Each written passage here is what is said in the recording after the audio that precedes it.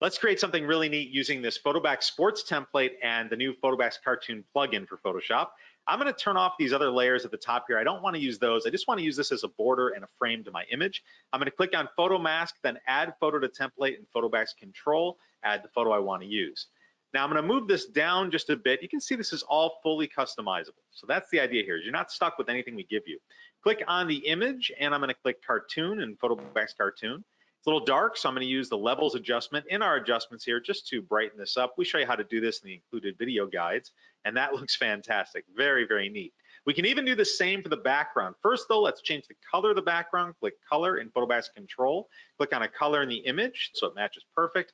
Then on the background layer, and I'll zoom in here at the bottom so you can really see, I'm going to click Cartoon, and that will make a cartoon of the background as well. And all of this just looks really neat together.